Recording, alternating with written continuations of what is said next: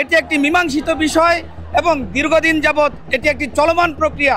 সেই প্রক্রিয়াকে একটি কুচক্রী মহল হঠাৎ করে এই শান্ত দেশকে অশান্ত করার জন্য যে নস্যাৎ পরিকল্পনা করেছে, আপনার দৃঢ় হস্তক্ষেপের মাধ্যমে এই কুচক্রী মহলকে দাঁত ভাঙা জবাব দিবেন।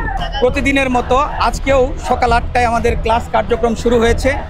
আমার শিক্ষকরা সবাই ক্লাসে ছিল, কিন্তু আপনারা জানেন যে একজন শিক্ষক হিসেবে যখন আমার ছাত্ররা তাদের নিজেদের অস্তিত্ব রক্ষার্থে, তাদের নিজের জীবন রক্ষার্থে যখন রাজপথে নেমে আসে, তখন কোনো সচেতন শিক্ষক ক্লাসরুমে বসে থাকতে পারে না।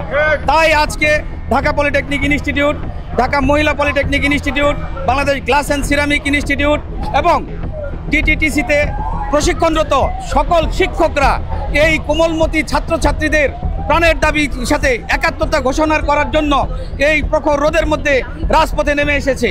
আমি সকল শিক্ষকদেরকে তার আন্তরিক ধন্যবাদ জানাই এবং একই সাথে বর্তমান গভর্নমেন্টের মাননীয় প্রধান উপদেষ্টাকে বিনীত অনুরোধ জানাতে চাই এবং সেই সাথে সকল উপদেষ্টা মহোদয়ের দৃষ্টি আকর্ষণ করে বলতে চাই, আপনারা সবাই জানেন যে এটি একটি মীমাংসিত বিষয় এবং দীর্ঘদিন যাবৎ এটি একটি চলমান প্রক্রিয়া।